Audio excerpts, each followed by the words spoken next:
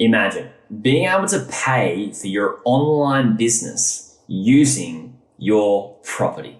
And then how would you actually like to buy more property, more real estate using your online business?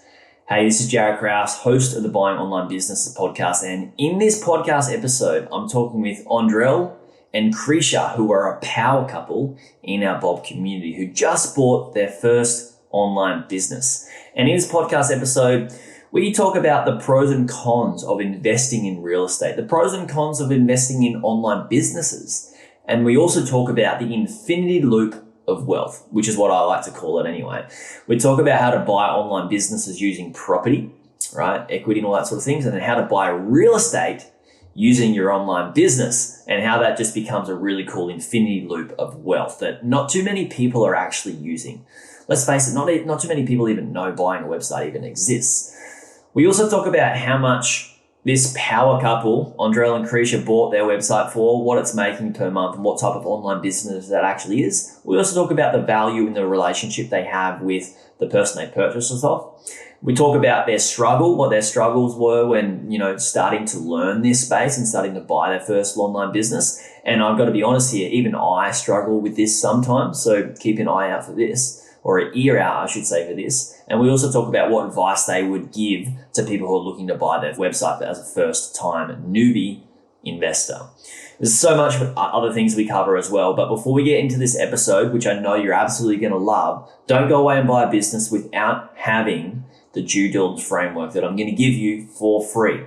A lot of people have been raving about it. So many people use this due diligence framework, including the power couple that you're going to hear from in this podcast episode. This due diligence framework takes the guesswork out of buying an online business and includes the questions you need to ask about the business, ask the seller and the broker and all that sort of thing. So get that at buyingonlinebusinesses.com/free resources. Now let's get stuck into hearing from Andrel and Kryzia.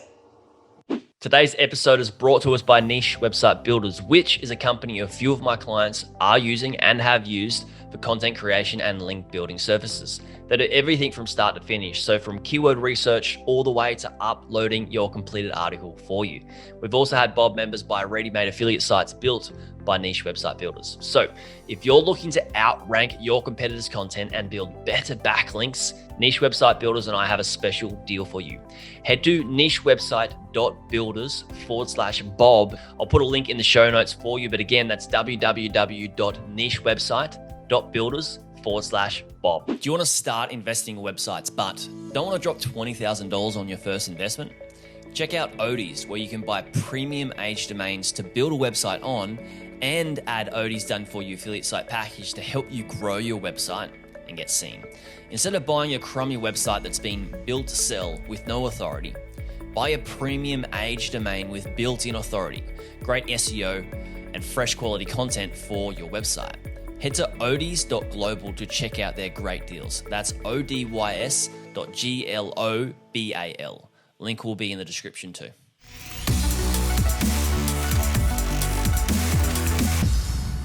Cool. Welcome, guys, from Canada. So I thought you were in Toronto, but you're in Alberta. It's fair. We're born and raised in Toronto, so that's no problem. Yeah. Congrats, guys. You just bought a business. How does that feel? What do you think? It feels pretty great. Can't lie. It feels really good. Yeah. And so there's so many questions to ask about the business, and I'm really excited for you guys. Let's start up from the start. Like, why did you decide to, why an online business? Like, what was the reason or the goal to have an online income stream? Yeah, great question. There's quite a few reasons. I think narrowing it down, though, really what it was that we were looking for an opportunity to, one, be able to combine our two different skill sets, and two, to be able to generate an income stream that we can ultimately have control over, and ultimately it'll be able to provide wealth and income that we don't have to work for 24/7 in order to get it. So those were two things that definitely really excited us about the concept of buying an online business. Yeah, cool. And so were you looking at things before you realized you could buy an online business? And what were you looking at? Yeah, that's a great question. So, I mean, I work in the commercial real estate space in my day-to-day. And so we do own some real estate, residential real estate. We've had some stocks and such, but you know, we were really looking for something that could do a bit better on the cash flow side. That didn't require as you know, specific to real estate, as large as a capital investment as it does. So when I kind of came across, just through funny enough, Twitter, the idea of buying digital real estate, it kind of jumped out to me just from my background. And when I saw, you know, digital, my wife, she's a digital marketer by trade, and so you know, it seemed like a match made in heaven to kind of combine our two skill sets. Once he dove into Twitter, he found that tweet. Like, he just got deep into the rabbit hole and just started like reading and researching and just got really into it. And then eventually pulled me in. He's like, "Hey, did you know that this world exists?" And I was like, I kind of knew about it, but I didn't know it was to this depth. So we just ended up going down a rabbit hole and just getting really interested into it. Yeah, that's so cool. So, Andrel, you already knew what investing was. Like, you already knew some, you know, you're already investing in the stock market as well. And so you're in real estate. Why did this attract you? Like, why did you go, or did you take money from real estate as in equity, or did you take money from, you know, your stock portfolio and put it into this business? Like, what sort of made you go, I need a little piece of this pie?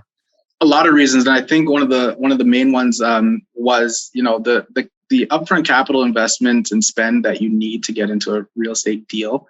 It's quite high typically, especially in, you know, any of the major markets, especially for you guys out in Australia. I'm sure it's no different.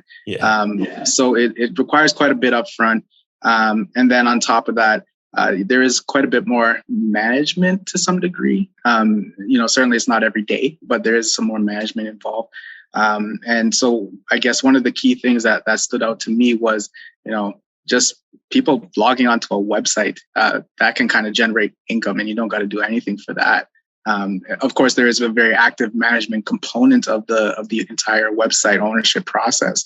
But, you know, certainly the upfront capital spend, as well as just how the way Twitter positioned it in terms of how much you could cash flow and your cash on cash returns, it just was phenomenal and seemed out of this world to me, especially the speed at which you can generate it. So just looking at it from, you know, comparing various investment opportunities, and again, going back to being able to, you know, work directly alongside my wife, I thought it was a phenomenal opportunity. Yeah. And I think the difference between, like, if you look at, you know, physical real estate and digital real estate, with physical real estate, you lock in a tenant for a year and it's kind of the same, you know, cash flow every single month for that entire year. Whereas with digital real estate, you know, we can make some tweaks this month and it'll make a huge difference next month. And just that fluidity in terms of its revenue from month to month, and just us able to make those improvements to a website, make those changes and see those changes happen in real time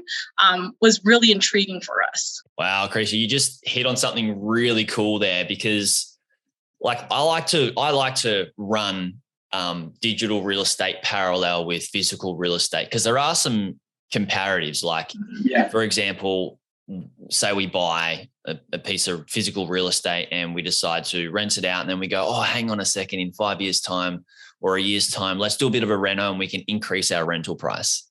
There's only so much renovations that you can do. But with an online business, you can continually renovate, don't need to kick tenants out. And then, you know, that you don't go up quickly and then stop. You can continue that growth going. That's pretty cool. I'm glad that you mentioned that. Yeah, no questions. Yeah, what you said, Andrel, is the ROI, I guess, you know, real estate is good. Like, I love real estate. I'm buying a piece of property at the moment. And I think it blends really well into physical real estate, and digital real estate has this really good like infinity pattern that I'll talk about soon. But the fact that you can make 5 to 8%, and you can make a bit better, obviously, with physical real estate in terms of growth, that's cool. But and what you said, Kryzia, is that income doesn't continue to grow. With an online business, you can have an income that grows, but also your asset growth is higher than digital real estate or physical real estate, and it can continue to continue to grow at an alarming rate compared to, like, you can manufacture your growth in an online business, whereas you can only manufacture growth a little bit with a physical real estate when you do renovations or developments, right? You can manufacture it, but you're also waiting for the market to increase in value usually for capital growth.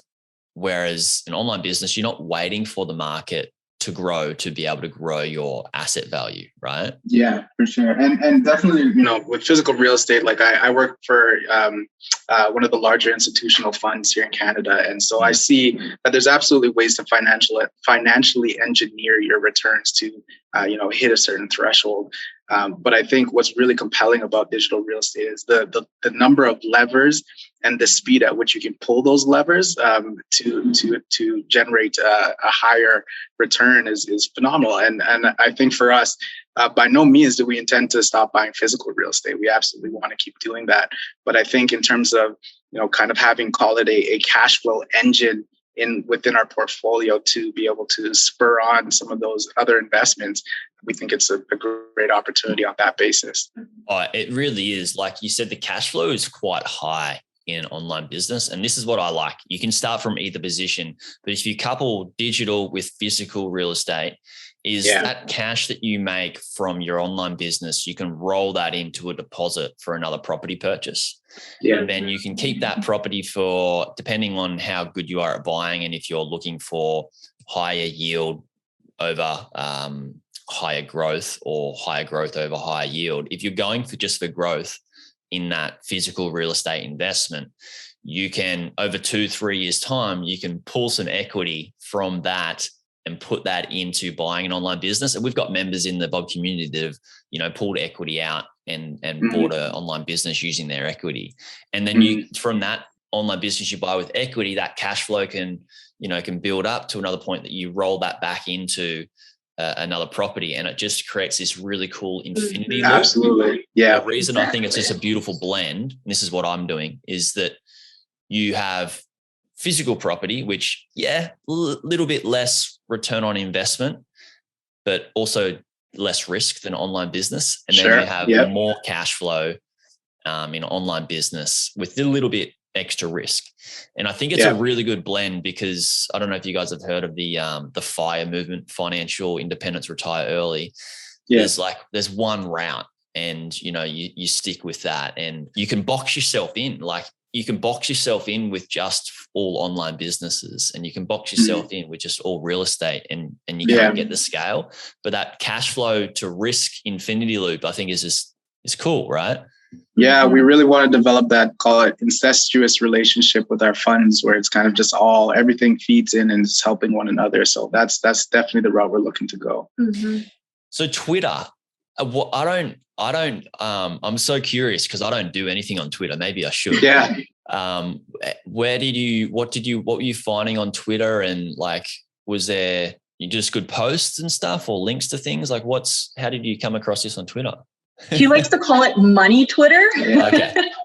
And I guess there's just a community of people just giving tips and tricks. Yeah. Okay. So Twitter is kind of, for those who aren't familiar with it, it's a funny place, because you can find there's something for everyone on there. And so I was looking for a number of months. I was just like, man, like, where can we find some opportunities to generate cash flow?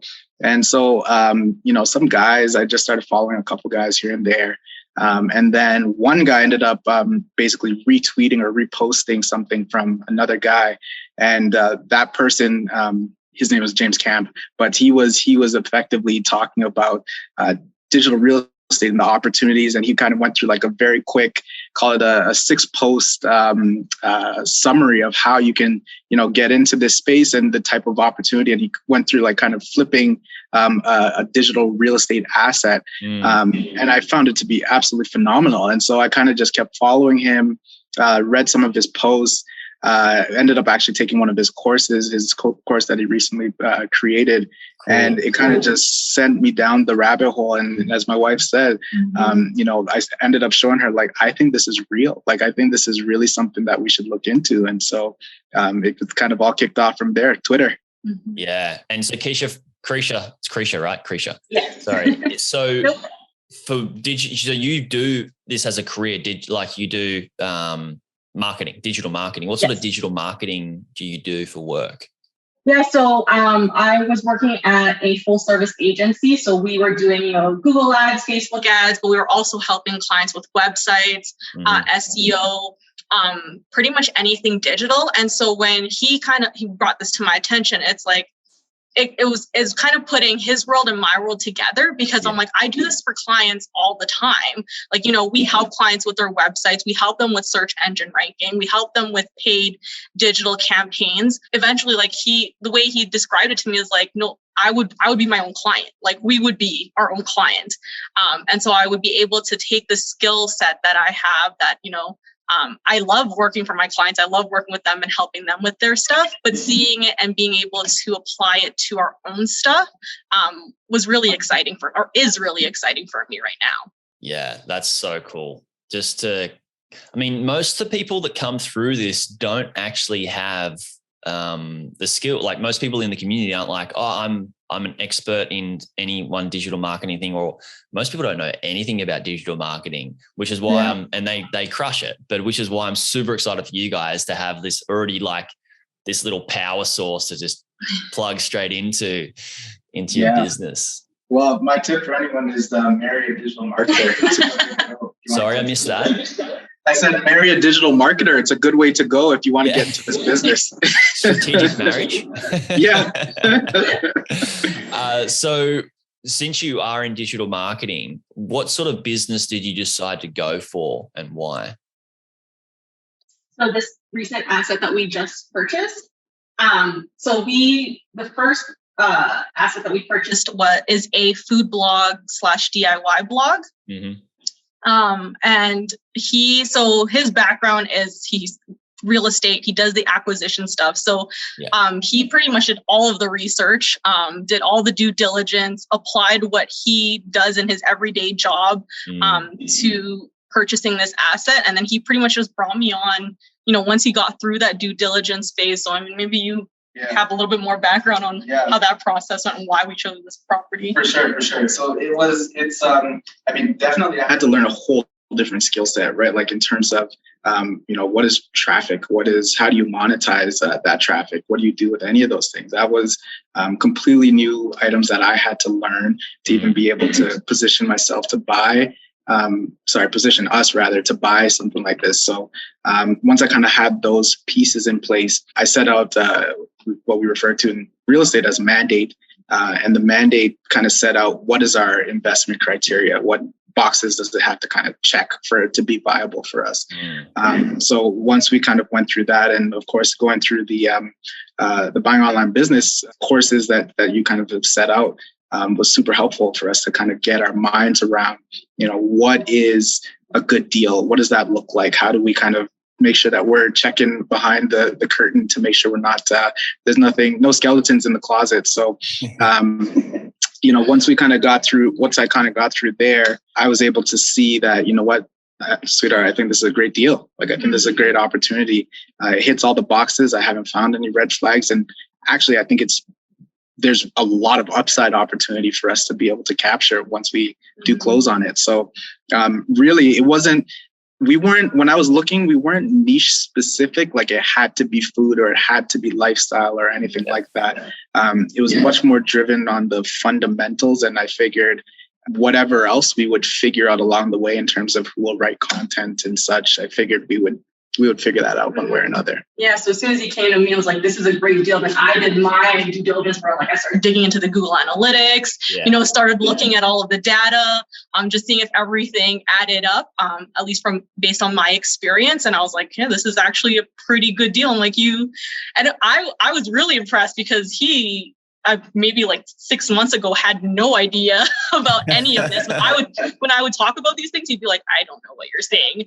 And at some point, like our world collided. And then I was like, this is actually a really good deal. And I was like, let's go for it. And the rest is history. Awesome. Well, that course paid off then. Hey, Andrel. I say so. Yeah.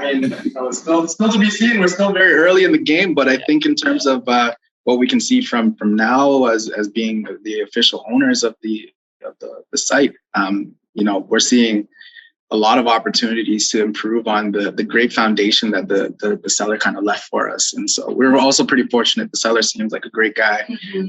So, he's been very helpful for onboarding us as well. Realizing that the seller's a good person, like that's a bonus. Sometimes we can have people that we just like, we want to buy the site because it's a great site, but we may not just have the same values as that person and getting along with them. But did you I can already see this in like how you operate as a human being, Andrel, that you do this with work, is you're a good, naturally, maybe it wasn't before you started real estate, but naturally you're a good people person, right? You are good with building relationships and keeping relationships and communicating with people.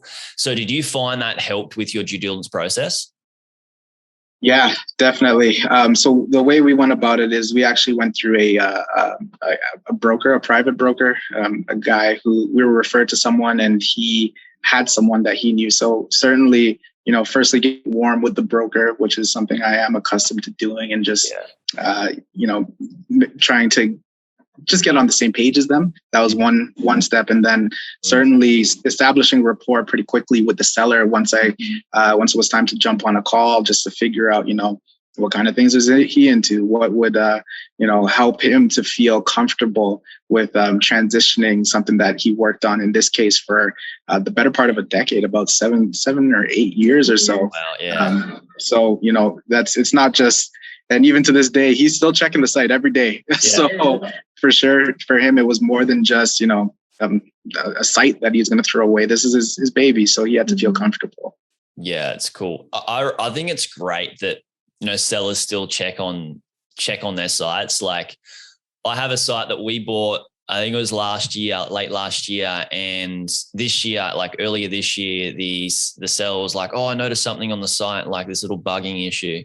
And he's like, "Oh, I'll just fix it for you. Can you just give me the logins?" Just came in, fixed it, Wow. That relationship that you can build is, like I keep saying to people, and you may hear me repeat it over and over, but the relationship can be more valuable than the asset that you end up purchasing, especially if they've got another business that you can buy. And, that relationship, those relationships are so valuable. For so sure. Do you mind me asking, and we don't need to go into money and details and like that, but are you open to discussing like how much you bought it for and how much the business is making and all that sort of stuff? Yeah, I think so. Like at a high level. High level. The nice thing about when we this one took a little bit longer to go through. So we started the discussions in June with the seller, and we didn't actually close until, I want to say 2 weeks ago. So in August. Yeah. So when we were looking at the site, so we had kind of struck a purchase price at about $37,000. And at the time, there was an issue with one of the plugins that was disrupting some of the ad revenue that was coming in. So your 6-month trailing multiple was artificially lower than what it should have been. So kind of the beauty of that is that there was some natural baked in upside that was coming, which we were able to see and confirm because we did have the benefit of, we closed in August. So we saw July's income fully for the month. And then we saw the vast majority of August income for the month. And so, that kind of definitely gave us comfort that, that was really a hiccup that we were able to capitalize on. So our multiple, even though it was around, call it 34x at the time of initially looking at the deal, by the time we closed, it was somewhere around 28. So, we're pretty pleased with that. That's so cool. I remember you emailing me about that. Like, you use those specific words, baked in. And I was like, that is cool that you've bought the business based off a lesser multiple, based off the bugging issue that they had, and then got the upside potential of it being fixed without you having to fix it. Yeah. It was awesome. It's awesome. And Kryzia's been really good at seeing some of the other monetization opportunities. What do you want to talk a bit about what you've seen in terms of the affiliates and such? Yeah. Just from my experience, like working with influencers and affiliate programming, like we just saw there was a lot of opportunities there that the seller hadn't really fully explored. And so we were able to also see those opportunities when we were doing the due diligence before closing. And we're definitely going to take advantage of them moving forward. And so it was just really cool to see how much space there is for this site to grow, and for us to be able to apply what we know and what we've learned. And hopefully, like the seller yesterday, we had a closing meeting with him, and he was like, I want to see you guys grow. I want to see you guys, be able to, what did you say? 10X it. Yeah. And he was like really excited about it. It was really cool. And we're like, yeah, we're really excited and we're ready to get going. Yeah. And one of the things, like we don't need to do this, but, since he honestly was pretty good to us throughout the whole process. We had a couple hiccups on our side in terms of getting certain things over, but he was very patient. So, he's moved on to more of a woodworking business, physical brick and mortar woodworking type stuff. So in terms of showcasing some of his DIY projects, we said, we're more than happy to leverage the site to kind of drive some business your way if that's helpful. So, certainly continuing the relationship going forward, because I think, that call it karma will come back around. We hope so. Yeah, no doubt. I have no doubt. And that's awesome. Kryzia, the influencer sort of marketing that you're talking about, can we talk about that at a high level? Like so you've seen some of that work with some of your clients, and how are you looking to instill that or implement that in this business? I think from the top of my mind for a content site is I like to see other influencers write about specific things for the site, which can build EAT as well. Is that a similar sort of concept that you want to implement? Yeah, exactly. What was interesting about this site was that he built it not so much as a personal brand thing, but he just really built it up as a food DIY blog. Yeah. So selling it over to us, there wasn't like an issue of us running into, like he's the face of this website and we're going to have a little bit of an issue to transition out of that. It was really, we can plug and play. We can find influencers who, write in this niche, who create content for this niche, and basically tap into their audience and extend our audience that way. And then at the same time, we're not building the content all on our own. We're able to build a network of influencers, of content creators, who will basically contribute to this site and help us build that credibility and help us further, extend our reach outside of who's already visiting the website on a regular basis. So we're really excited about that. Yeah, it's so cool to not have a personal brand attached to it, but be able to build like a community and an audience around it. It's really cool. So roughly what was the net profit per month for this business when you were buying it? I guess because it sort of would have changed from pre-July to now, right? Correct. Yeah. So when we were looking at it initially, it was somewhere just like the trailing 6 months was called $1,000 to $1,100 a month. Yeah. But then when we were close to closing, we were at closer to 1,400. So there was a bit of lift there. But then, cool. Really, like the monthly income in that last month, we saw it actually kick up to close to 2,000, which was pretty nice to see. So, we're hoping that trend continues. I think there was like a slight touch of seasonality on one particular post about barbecuing and grilling. So, July is a good month for that to happen. Yeah. So, we're hoping to kind of just build around that to continue to keep that I guess that traffic flow high. Yeah, that's the cool thing about when you're in business is like I teach my Inner Circle Mastermind members to listen to your business. And when you can listen to your business is telling you what it needs more of to grow. And if you can tune into your business and listen to it and not be too hyper-focused, not be too far away, but have a good sort of broad spectrum, that's when we can, really get some great results. And I think you guys are going to do this very, very well. So I'm excited for you. And so I want to talk about challenges and things that, like may have came up on your journey. So when did you join the community, Andrel? And I think you probably just went, I'm joining, and you brought Kryzia along. Yeah, I brought Kryzia with me for sure. So we joined in June, I want to say. I think May. Was it May? Yeah, May or I think June? it was May. One of the two. Yeah. Okay. Yeah. Cool.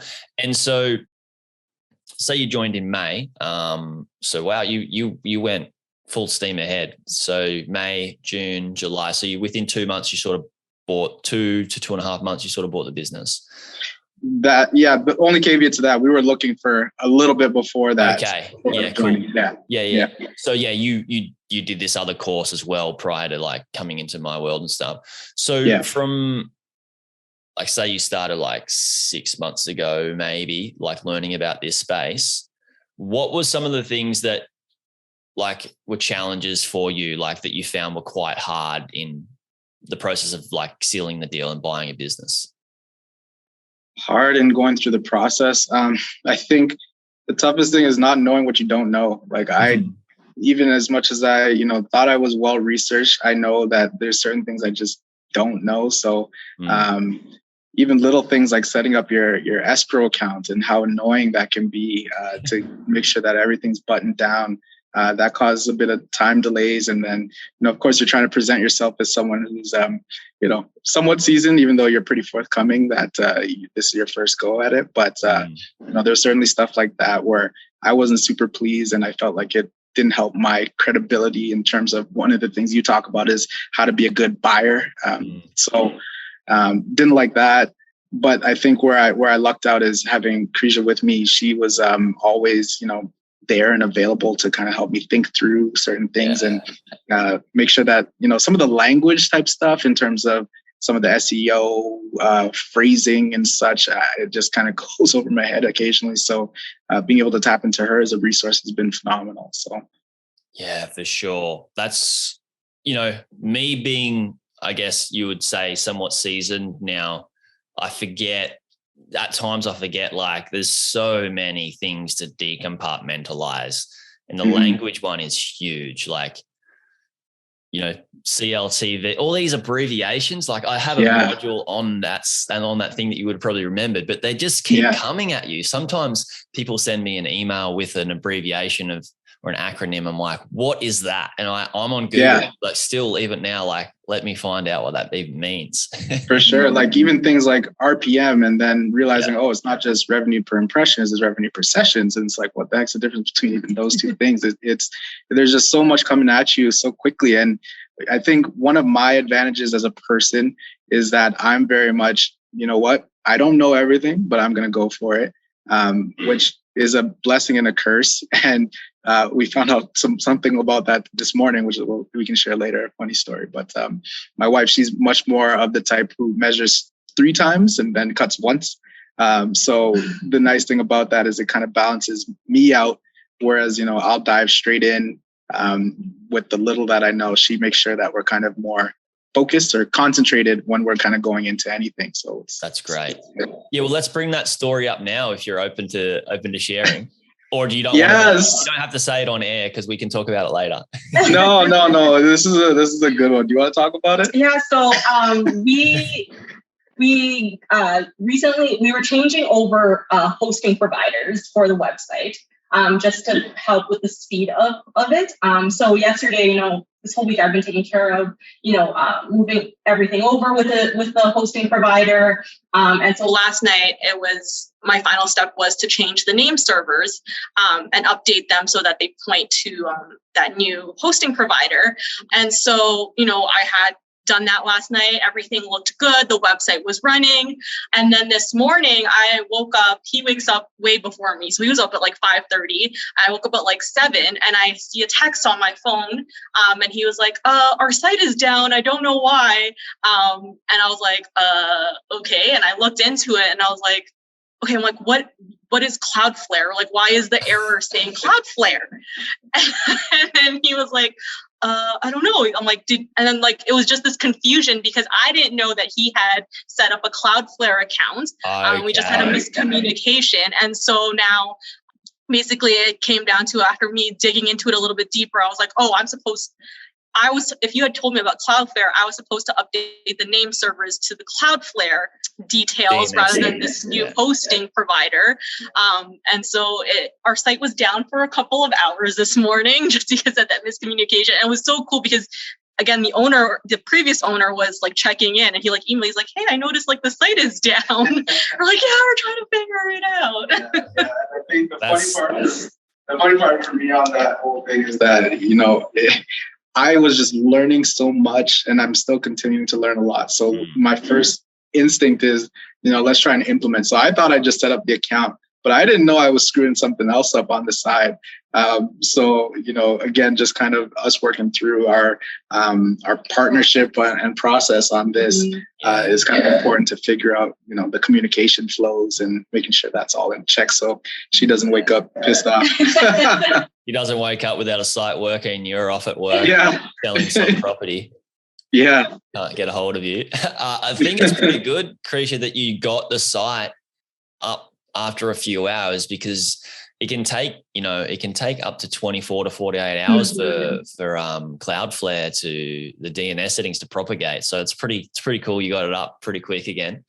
Yeah, I think some of it's still propagating. But for the most part, it's up, and we're just. I think it takes up like 72 hours. So hopefully, like it just works after 3 days.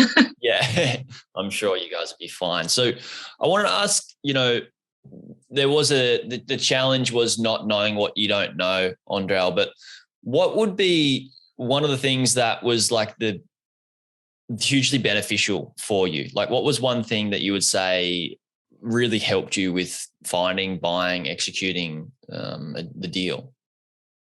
Yeah. I'd say the various communities. So, we talked about money Twitter at the beginning, at the front end there. Just, being able to hear from those people who are kind of doing it. Granted, I don't talk much on Twitter, but just being able to kind of explore that is great.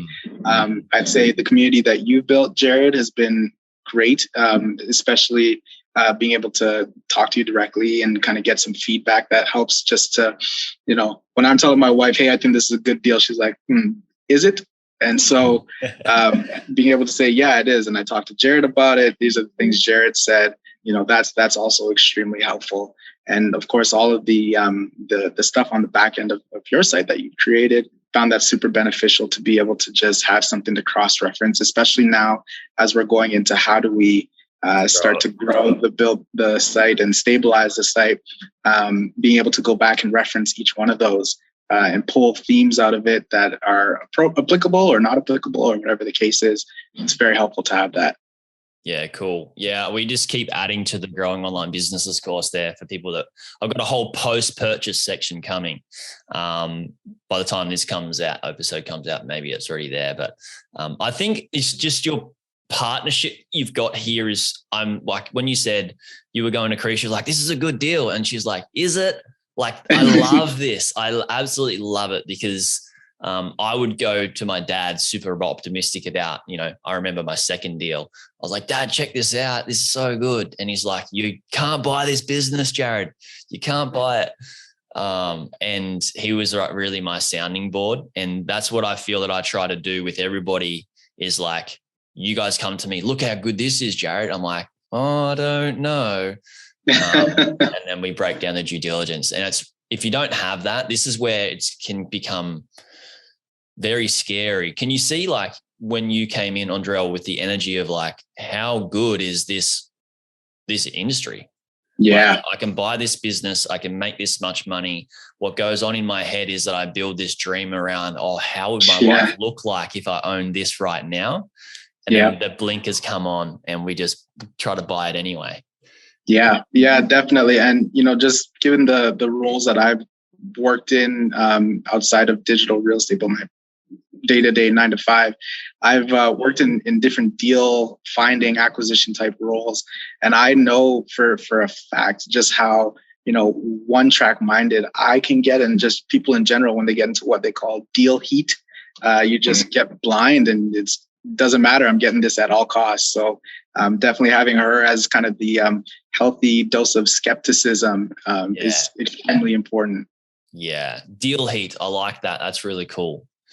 So one more question I wanted to talk about is like, what advice would you give to somebody that was like just ran or came across money Twitter like you, Andrel, and was like, or just came into this like, you can buy a website business. What would be one piece of advice you guys, or either of you guys, would give to a newbie? Should I go first? Or you want to go first? You can go first. Okay. I think it's very easy to get paralyzed by fear. I think there is a lot of things that you just will not know, especially if you're coming in completely green like me. There's a lot of reasons to say no to everything. But I think being able to tap into a community of sorts, wherever that is, I think is hugely important, because it'll help you to save time from making the silly mistakes and also push you into making good decisions. And, if you're fortunate enough to have a wife or a friend or a relative who has, some level of business acumen, maybe not necessarily related to digital real estate, but some level of business acumen who can kind of guide you away from a cliff or push you off the cliff. Yeah. I think that would be, very helpful as well. Because, I think for us, it's been great to be able to have me on the one side as the optimist who says, you know what, let's try to find ways to do this. And her having her thoughts, firstly, her experience, and secondly, her ability to kind of, think through things and measure 3 times and cut once. So yeah, that's my advice. I have this. I was going to say the same thing. I think what's been really cool through this experience is being able to plug into a community, at least especially for him, because I've seen it accelerate his growth and his knowledge base in this realm or this field or this industry. And like just to see in the last 6 months, at least, like some of the terms that he's been able to pick up and just how he's been able to put the pieces together. Like it took him 6 months, whereas it took me probably like a year or two of, working my job to pick up some of these things and be able to put that together. And I know ultimately it came down to the communities that he's plugged into, the courses that he's taken. And then even just having that objective soundboard, like, with you, Jaryd, or like other people who, we don't necessarily have that emotional attachment like a husband and wife do, that he's able to, come to me and be like, hey, I did the due diligence. Here are the people I talked to, and here's why this is a good deal, has been really helpful for us. Yeah, that's so good. Like both those pieces of advice is seriously good. And I could just feel how good it would be for you, Kryzia, to be like, I've been doing this for a long time. Welcome to my world. Like you get to understand me a little bit more now. Yes, exactly. It's actually so cool. Like we've been able to have conversations about digital, and before, whereas I would talk and he'd just be like, oh, that's nice. Like great. And now it's like we're like having back and forth and like having dialogue about it. So it's been really cool. Yeah, I give her all the credit because she's been kind of my professor to some degree, where it's like, I have to come to her because there's just things I don't know, but she has the benefit of her experience. So it's been really cool because like when we buy the physical real estate stuff, it's largely been, she's looking at me for him. I'm like, I don't know what I'm doing. Us working together on this, and I'm looking at her more for some thoughts and guidance. So it's kind of nice for us to have that, those different spaces to navigate in and out of, where we're kind of leaning on each other to make that happen. Yeah, it's great. Oh, you guys have a great partnership. So looking forward to seeing where you guys are at in a year or 2 years with this business, or if you buy another one. But we have to keep this conversation alive for sure. So thank you guys so much for coming on. It's been hugely inspirational to listen to you guys, and I'm sure everybody else listening feels the same. So thank you for chatting. Thanks, Jaryd.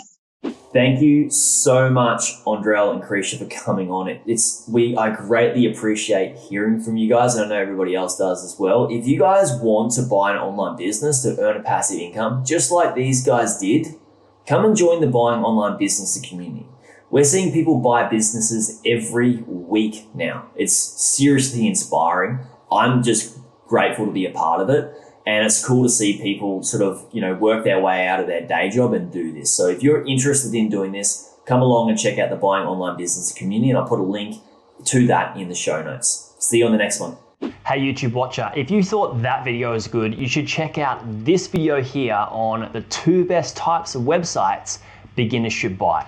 Or check out my playlist on how I made my first 100K from buying websites and how to do due diligence. Check it out. It's an awesome playlist. You'll enjoy it.